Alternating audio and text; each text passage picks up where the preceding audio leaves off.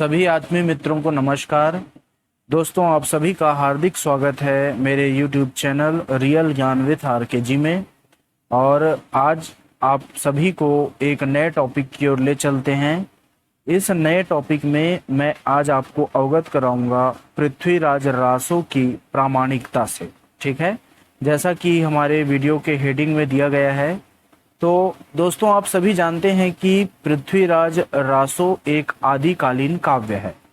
हिंदी साहित्य के इतिहास में जब हम पढ़ते हैं तब पृथ्वीराज रासो आदिकालीन साहित्य के अंतर्गत आता है, जो कि एक रास या रासो साहित्य के अंतर्गत लिखा गया है। ठीक है, तो पृथ्वीराज रासो UGC नेट के एग्जाम की दृष्टि से बहुत ही महत्वपूर्ण है और ये MA के पाठ्यक्रम में भी पाया जाता है। ठीक है, तो पृथ्वीराज रासो की प्रामाणिकता, ये जो प्रश्न है ये MA के एग्जाम में भी पूछा जाता है दोस्तों। ठीक है, और साथ में UGC नेट की दृष्टि से तो बहुत ज़्यादा महत्वपूर्ण है ही।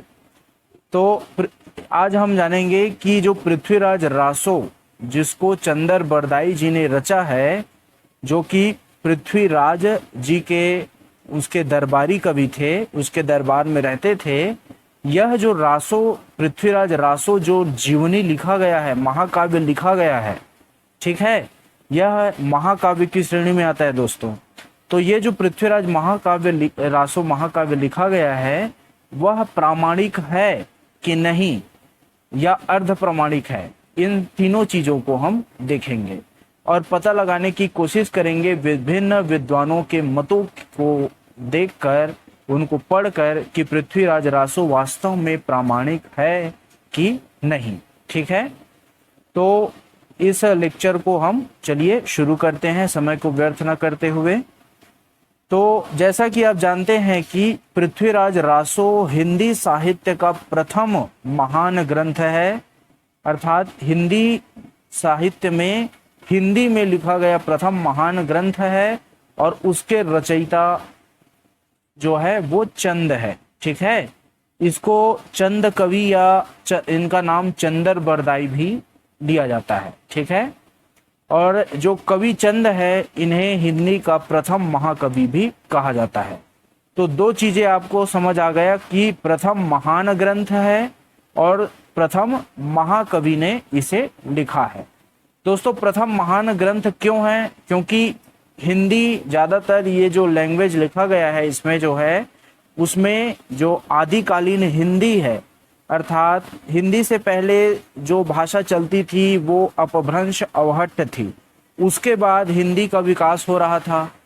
तो जो है अपभ्रंश जो भाषा है उसके आखिर में और हिंदी भाषा के जस्ट मतलब उभर रहा था, जब उसका विकास हो रहा था, तो दोनों चीजें इसमें दिखाई देती है। इस कारण यह महान ग्रंथ है। और एक प्रकार से और महान ग्रंथ है क्योंकि पृथ्वीराज जी जो थे वे अंतिम हिंदू राजा थे। ठीक है, इसके बाद मुस्लिमों का शासन भारतवर्ष में हो गया, दिल्ली में हो गया, है ना। तो इस दृष्टि से भी यह बहुत ही महत्वपूर्ण ग्रंथ साबित होता है। तो आइए इस ग्रंथ के बारे में देखते हैं। परंतु ये जो है, ये ग्रंथ है, इन विद्वानों में रासो की प्रामाणिकता के संबंध में मतभेद हो गया है, बहुत सारा मतभेद है। ठीक है, तो मतभेद हो जाने से रासो तथा उनके कवि दोनों ही अपने पूर्व गौरव से वंचित होते जा रहे हैं। अब पृथ्वीराज रासो एक बहुत बड़ा ग्रंथ है, इसको महाकाव्य का दर्जा दिया जाता है, तो कई लोग इसको बोलते हैं कि ये प्रामाणिक नहीं है। अब कोई ग्रंथ प्रामाणिक नहीं रहेगा दोस्तों, तो उसका मूल्य बहुत ही कम आंका जाएगा। ठीक है, उसका मूल्य बहुत कम रह जाएगा, उसका वो गौरव से वंचित हो जाएगा, जितना गौरव, जितना सम्मान उसे प्राप्त होना चाहिए। तो रासो के प्रामाणिकता के संबंध में हम देखेंगे कि 3 प्रकार के मत आते हैं। ठीक है, पहला जो मत आता है वो प्रामाणिक मानने वालों का मत है। ठीक है, तो प्रामाणिक मानने वालों में कौन कौन है, इनको देख लेते हैं। तो कुछ विद्वान, जिनमें colonel Tod, FS Growse, Garcin de Tassy, Motilal Menaria, John Beames Hoernle, Mishra Bandhu, Shyam सुंदर दास तथा मोहनलाल विष्णुलाल पंड्या, ये जो हैं ये पृथ्वीराज रासो ग्रंथ को प्रामाणिक मानते हैं। ठीक है दोस्तों, इन सभी के नाम बहुत ही महत्वपूर्ण है, यूजीसी नेट एग्जाम में आपसे पूछा जा सकता है। ठीक है, दूसरा वर्ग ऐसा वर्ग है जो इसे पूर्ण रूप से जाली मानता है। ठीक है, यह प्रामाणिक है ही नहीं, यह जाली रचना है, इस तरह से माना गया है, जिसमें डॉक्टर बुलर, गौरी शंकर हीराचंद ओझा, आचार्य रामचंद्र शुक्ल जी तथा डॉक्टर राम कुमार वर्मा जो हैं ये इन्हें पूर्ण रूप से जाली ग्रंथ बताते हैं। उसके बाद हमारा जो तीसरा वर्ग है वे इसको न ही प्रामाणिक मानते हैं पूर्ण रूप से, न ही ये जाली मानते हैं, इसे वे अर्ध प्रामाणिक की श्रेणी में रखते हैं। ठीक है, तो इन विद्वानों में डॉक्टर सुनीति कुमार चटर्जी, मुनि जिन विजय तथा डॉक्टर दशरथ शर्मा एवं डॉक्टर हजारी प्रसाद द्विवेदी जी का उल्लेखनीय योगदान है। ठीक है, तो ये इन्हें अर्ध प्रामाणिक मानते हैं। अब इन तीनों जो है वर्ग के जो लोग हैं, कई प्रामाणिक माना, जाली माना और अर्ध प्रामाणिक माना, तो इन तीनों के विचारों को हम देखेंगे कि प्रामाणिक कैसे माना, जाली कैसे माना, किस आधार पर माना, और अर्ध प्रामाणिक किस आधार पर माना। इन तीनों चीजों का हम बहुत ही विशद अध्ययन करेंगे और लास्ट में हम समझ जाएंगे कि ये जो पृथ्वीराज रासो महाकाव्य है ये वास्तव में प्रामाणिक है, जाली है या अर्ध प्रामाणिक है। ये हमारा मिल जाएगा, फल प्राप्त हमें हो जाएगा। ठीक है, तो चलिए देखते हैं दोस्तों। तो डॉक्टर बुलर जो हैं, ठीक हैं, ये जो हैं कश्मीर में प्राचीन ग्रंथों की खोज करते हुए जयानक कवि द्वारा रचित पृथ्वीराज रासो नामक जो काव्य है इसकी एक खंडित प्रति इसको मिल जाती है। कहाँ मिल जाती है? कश्मीर में मिल जाती है, प्राचीन ग्रंथों की खोज करते हुए। किसको? डॉक्टर बुलर को, जयानक कवि द्वारा रचित पृथ्वीराज रासो। ठीक है, ये इसको मिलता है। और इनके जो लिखी हुई, ये जो पृथ्वीराज रासो में जो लिखी हुई घटनाएं, संवत और नाम तथा जो पृथ्वीराज जी की वंशावलियां हैं, ये अधिक इतिहास सम्मत उनको मिलती है। तथा जो पृथ्वीराज रासो चंदर बरदाई जी ने लिखा है, उनके द्वारा जो लिखा गया तथ्य है उससे भिन्न मिलता है। तो जयानक कवि द्वारा रचित पृथ्वीराज रासो जो है चंद कवि द्वारा रचित पृथ्वीराज रासो से तथ्य, संवत, वंशावली, इन सभी चीजों में भिन्न मिलती है।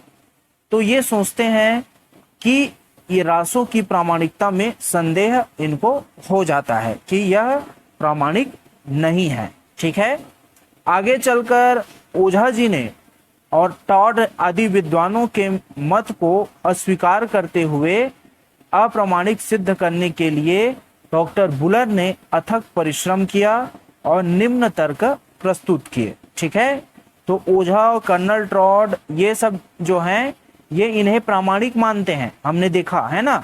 देखिए प्रामाणिक कौन कौन मानते हैं? Tod, Growse, Tassy, Menaria, John Beames, Hoernle, है ना, ये इन्हें क्या मानते हैं? प्रामाणिक। और जाली कौन मानते हैं? डॉक्टर बुलर, ओझा, शुक्ल तथा डॉक्टर राम कुमार वर्मा। तो डॉक्टर बुलर और ओझा जी ने, है ना, हीराचंद ओझा जी ने बहुत ही ज्यादा विश्लेषण किया और वे निम्न तर्क पर पहुंचे। इनका तर्क ये था कि जो पृथ्वीराज रासो ग्रंथ है, इनके अनुसार आबू के शासक जैन और सबक थे। ठीक है, चंद कवि द्वारा जो लिखा गया पृथ्वीराज रासो है, इसमें इनको मिलता है कि आबू के शासक जैन और सबक थे।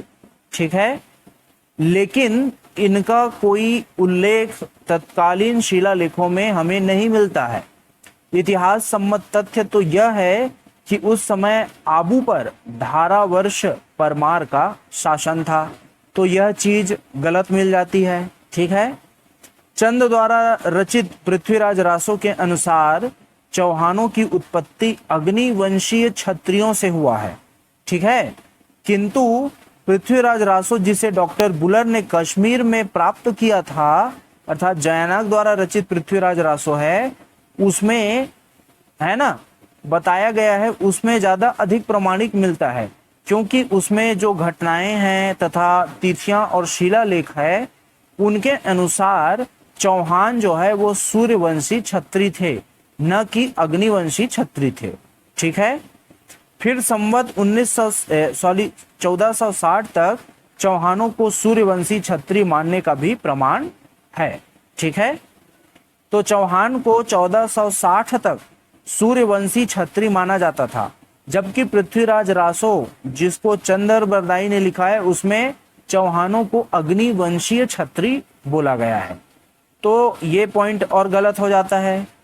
उसके बाद तीसरा पॉइंट देखने को मिलता है कि पृथ्वीराज रासो में दी हुई जो चौहान की वंशावली है, ठीक है, वो विजोलिया के शिलालेखों से मेल खाती है, ना कि पृथ्वीराज रासो में दी हुई वंशावली से। ठीक है, ये जो पृथ्वीराज रासो है वो जयानक कवि द्वारा रचा गया है, उसमें जो वंशावली है और चंद द्वारा लिखा गया पृथ्वीराज रासो है, इनका वंशावली है, दोनों बेमेल हैं।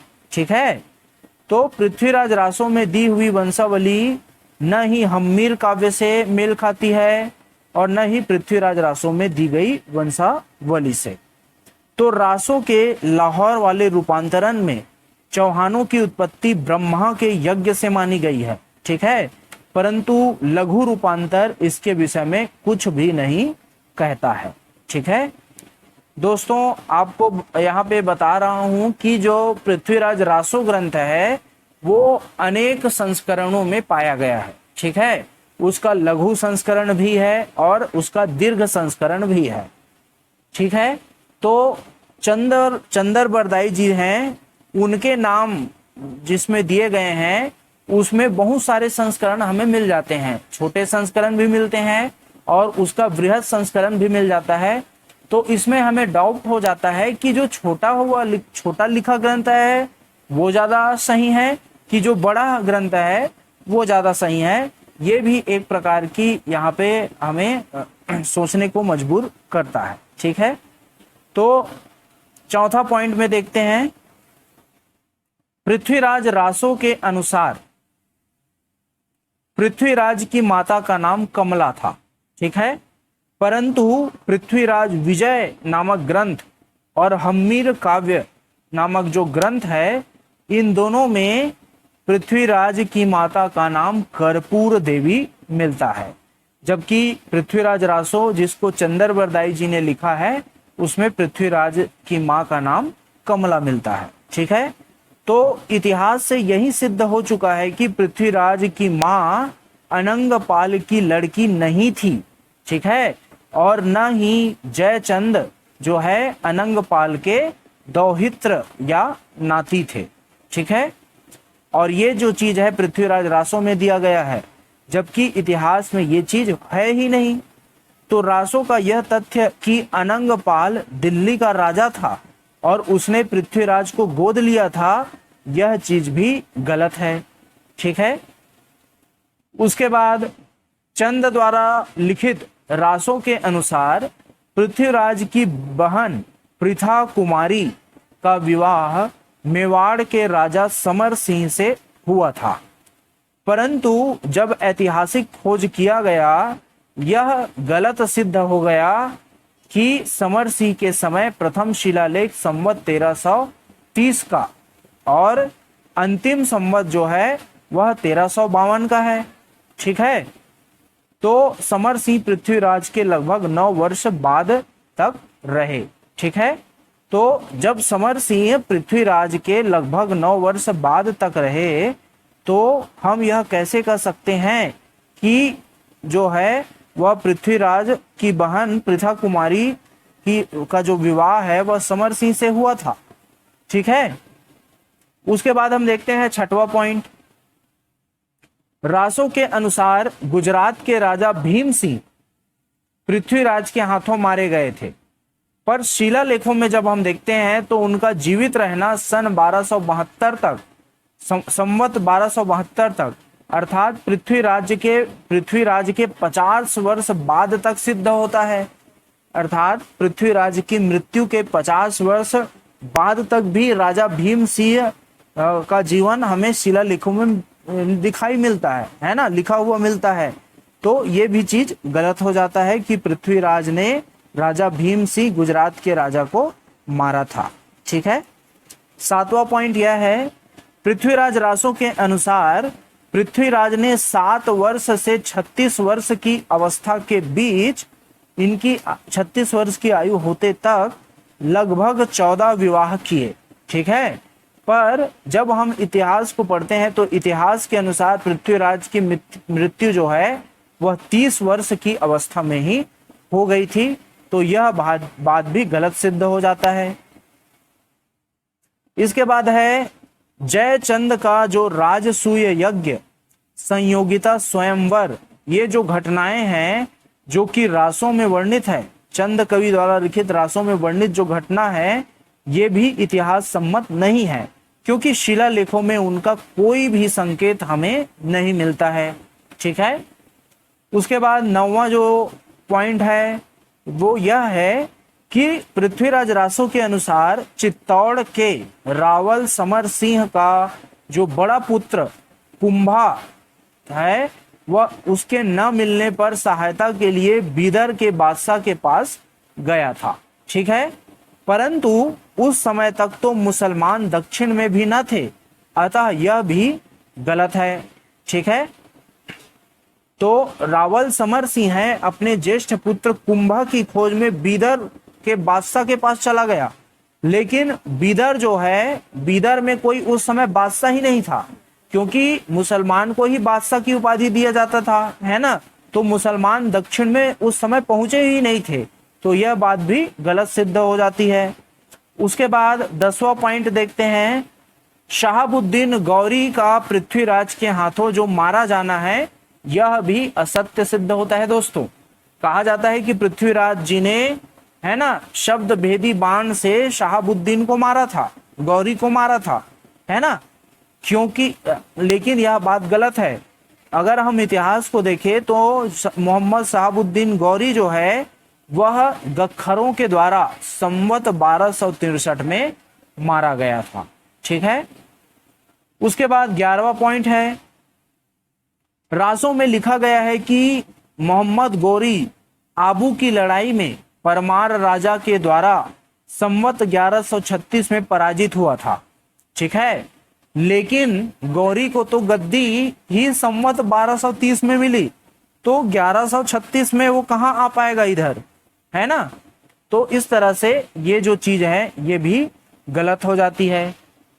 इस प्रकार रासों में उल्लिखित अनेक ऐतिहासिक घटनाएं असत्य और कपोल कल्पित है।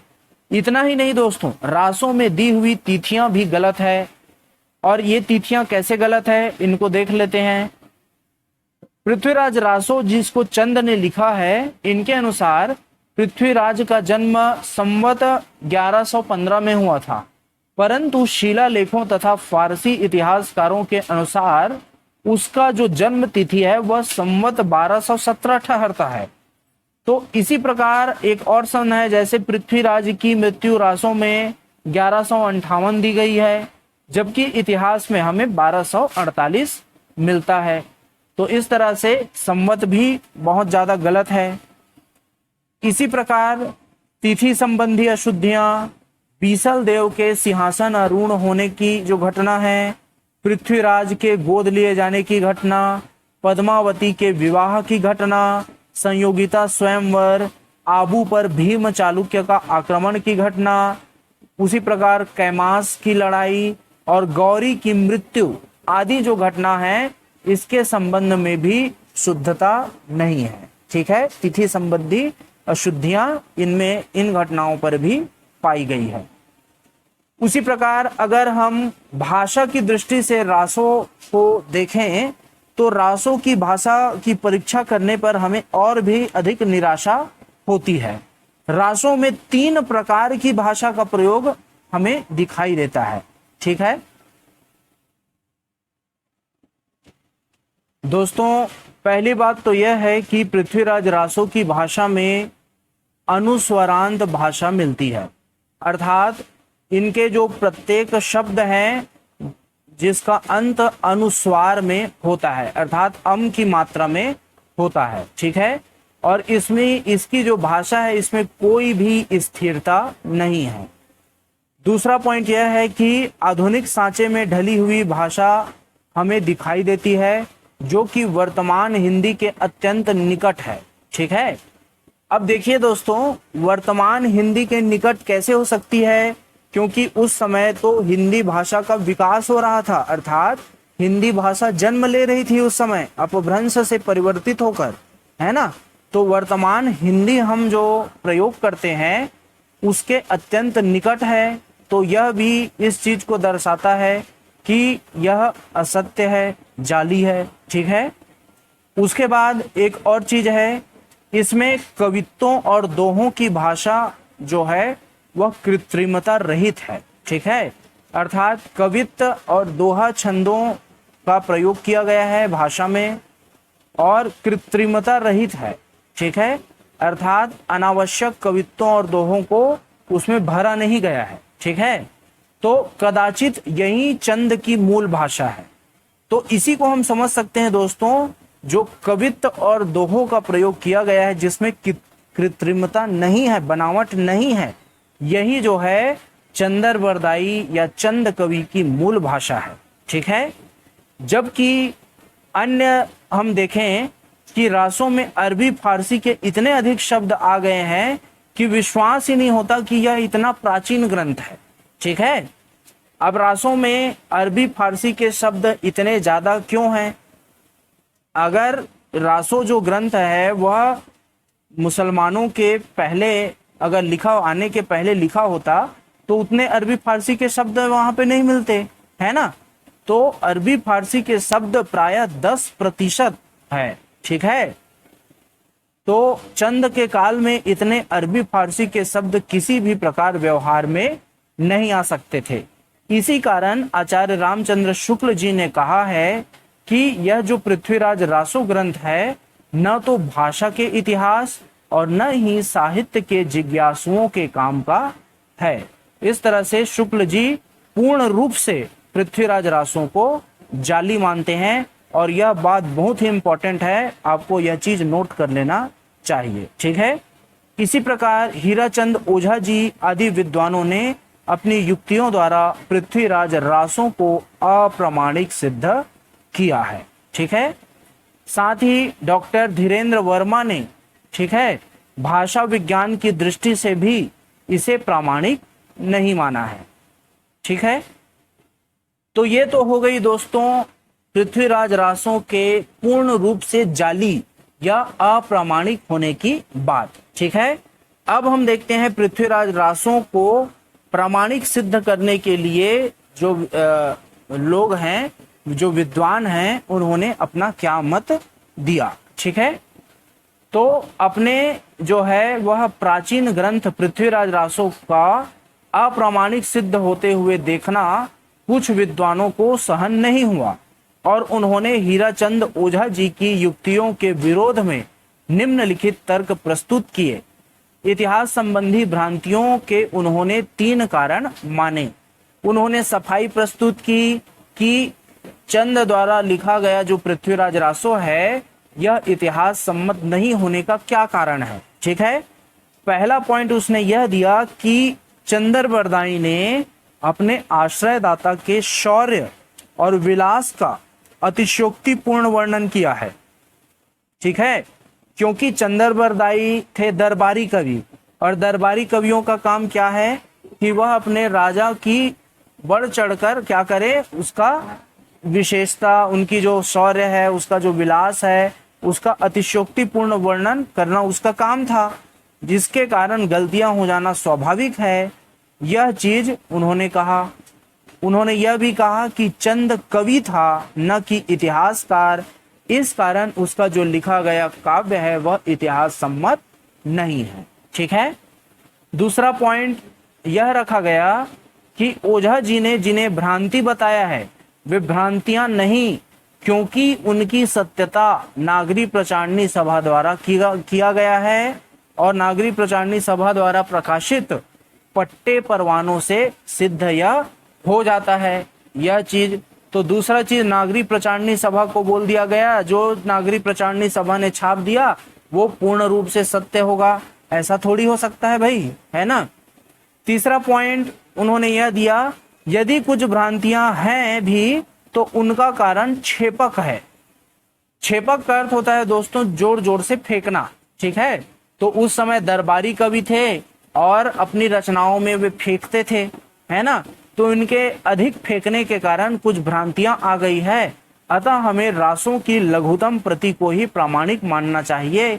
यह चीज जो है प्रामाणिक मानने वाले विद्वानों ने कहा है। ठीक है।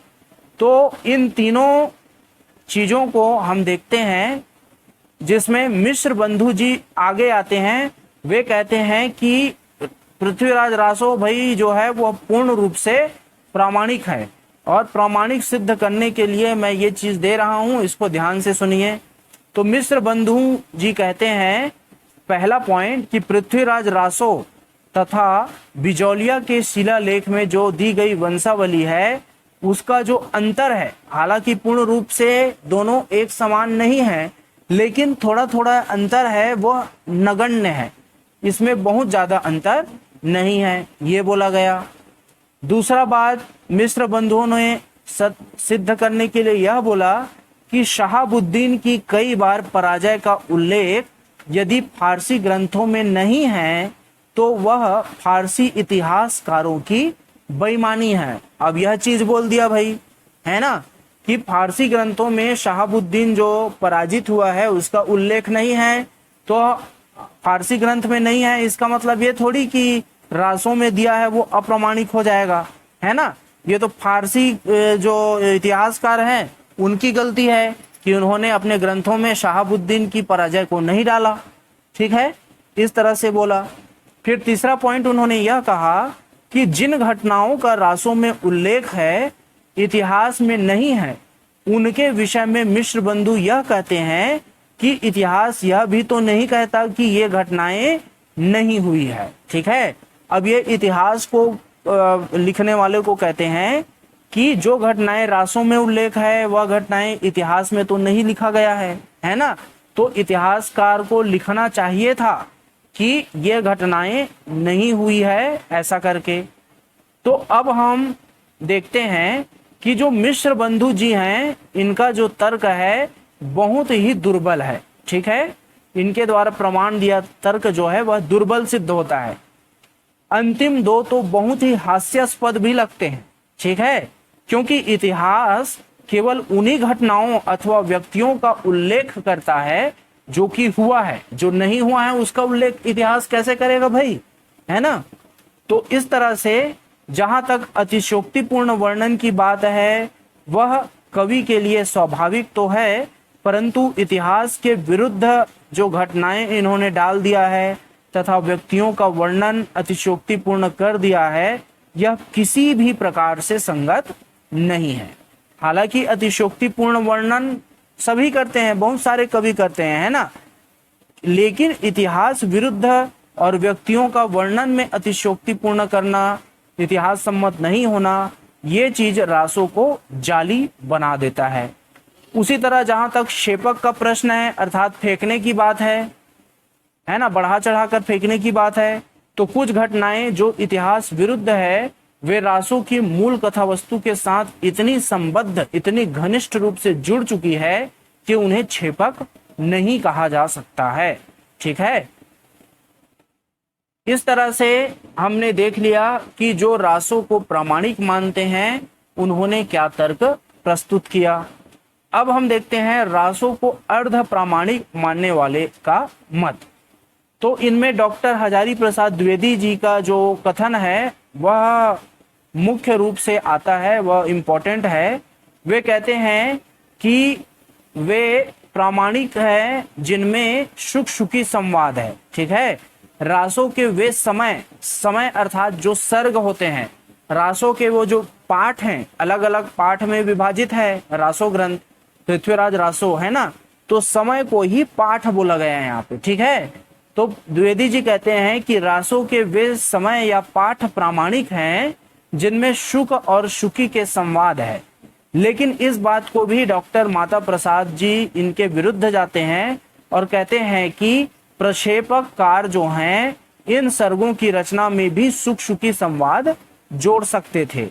उनका कहना कि रासों का लघुतम पाठ ही प्रामाणिक है, उनमें उक्ति श्रृंखला और छंद श्रृंखला की पद्धति अपनाई गई है। ठीक है, तो हजारी प्रसाद द्विवेदी जी यह मानते हैं कि रासों का जो लघुतम पाठ मिला है, छोटा संस्करण मिला है ना, वही जो है प्रामाणिक है, जिसमें उक्ति श्रृंखला और कवित्त तथा दोहे की श्रृंखला हमें मिला है, वही जो है प्रामाणिक है। ये हजारी प्रसाद द्विवेदी जी कहते हैं। ठीक है, जहां तक भाषा में अरबी फारसी का शब्दों का मिश्रण है, तो डॉक्टर श्याम सुंदर दास ने यह तर्क प्रस्तुत किया है कि चंदर बरदाई लाहौर का रहने वाला था, अतः अरबी फारसी के शब्द उसकी कृति में आ जाना स्वाभाविक है, क्योंकि लाहौर कहाँ है, अभी के पाकिस्तान में है ना।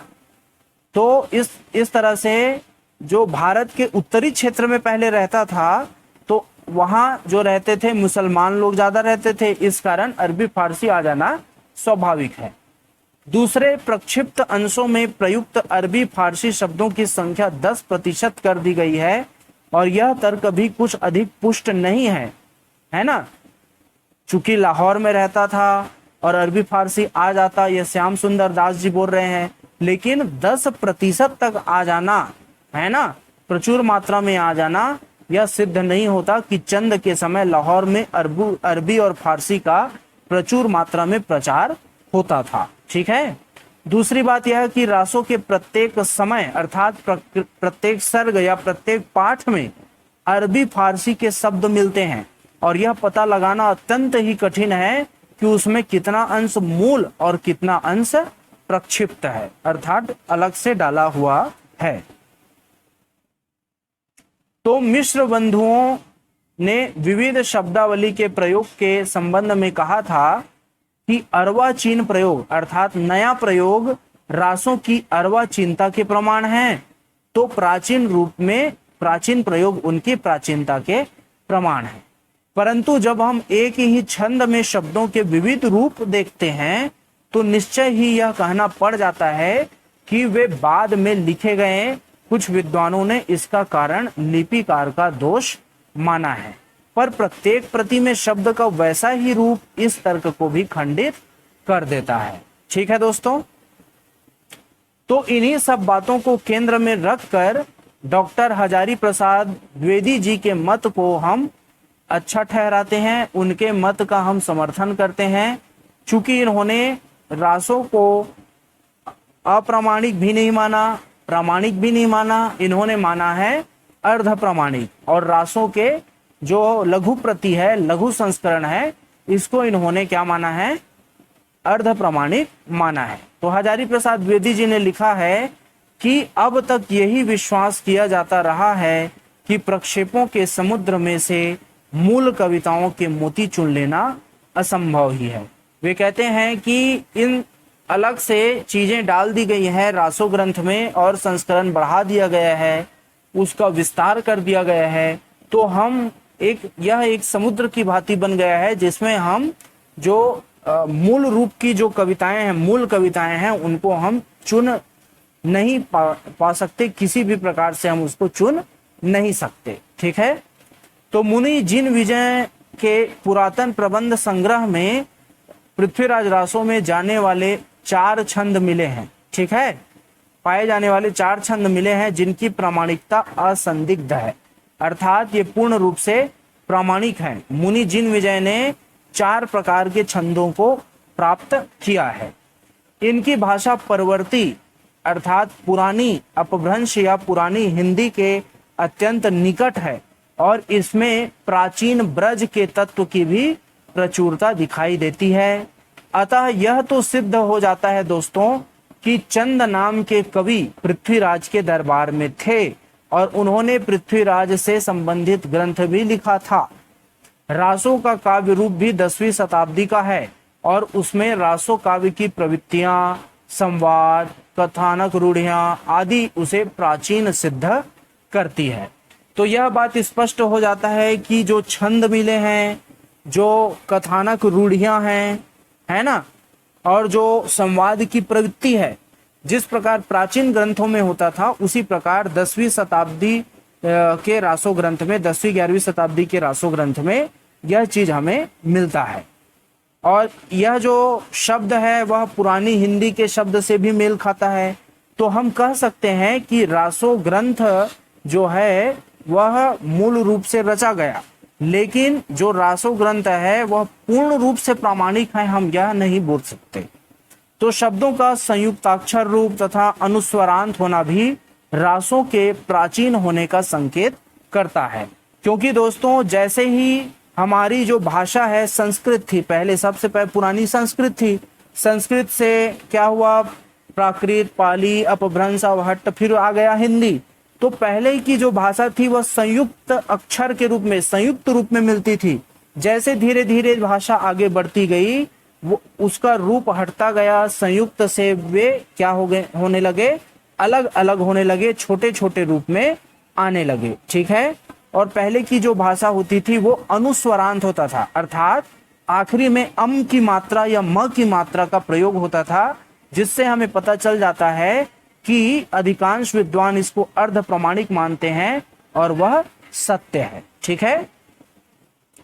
तो जिन विजय जी का मत है कि रासो जो है वह मूल रूप में अत्यंत लघु ग्रंथ था, रासो की लघुतम प्रतियों के मिलने के बाद तो यह बात और भी सिद्ध हो जाती है क्योंकि उनमें अनऐतिहासिक बातों का अभाव है। अब जब रासों का जो मूल प्रति मिला, जो छोटा प्रति है वह मिल गया, तो उससे संबंध उससे सिद्ध हो जाता है उसमें ऐतिहासिक बातें जो है वह पूर्ण रूप से सही निकलती है। ठीक है। कुछ कुछ गलत और कुछ कुछ सही। अतः हमारा भी यही मत है दोस्तों कि रासो अपने लघुतम रूप में प्रामाणिक ग्रंथ है। ठीक है। अपने लघु संस्करण में प्रामाणिक ग्रंथ है। विद्वानों ने निरर्थक तर्क वितर्क के द्वारा इसके संबंध में भ्रांतियां उत्पन्न कर दी है। इस संबंध में डॉक्टर हजारी प्रसाद द्विवेदी के निम्न शब्द अत्यंत संगत है। वे कहते हैं कि इस निरर्थक मंथन से जो दुस्तर फेन राशि तैयार हुआ है, दुस्तर फेन राशि मतलब ऐसा राशि तैयार हुआ है जिसको तैर कर पार नहीं किया जा सकता। दुस्तर मतलब जिसको तैर कर पार नहीं किया जा सकता, है ना। तो इस मंथन से दुस्तर फेन राशि तैयार ऐसा हो गया है कि उसे पार करके ग्रंथ के साहित्यिक रस तक पहुंचना हिंदी साहित्य के विद्यार्थी के लिए असंभव सा प्रतीत हो गया है। अर्थात हिंदी साहित्य का विद्यार्थी पूर्ण रूप से यह नहीं कह सकता कि पृथ्वीराज रासो पूर्ण रूप से प्रामाणिक है या पूर्ण रूप से अप्रामाणिक है। ठीक है। इस तरह से हम यह मान सकते हैं दोस्तों कि पृथ्वीराज रासो अर्ध प्रामाणिक ग्रंथ है, उसका जो लघु रूप है वो अर्ध प्रामाणिक है। अगर आपके एग्जाम में यह चीज आ जाता है तो आपको सही विकल्प में आपको अर्ध प्रामाणिक ही डालना है। ठीक है। तो इस तरह से दोस्तों हमने पृथ्वीराज रासों के प्रामाणिकता के संदर्भ में हमने अच्छे से ज्ञान प्राप्त कर लिया, बहुत सारी चीजों को देखा। अगर आपको यह वीडियो अच्छा लगा तो लाइक कीजिए, अपने दोस्तों के साथ शेयर कीजिए। अगर आप मेरे चैनल में नए हैं तो चैनल को सब्सक्राइब कर ले और बेल आइकॉन को टिक कर ले, जिससे मैं जो भी नया वीडियो बनाऊं आप तक आसानी से पहुंच जाए। तो दोस्तों आप मेरे वीडियो को देखें उसके लिए बहुत धन्यवाद देता हूं। तो इसी के साथ मैं यह वीडियो समाप्त करता हूं। धन्यवाद।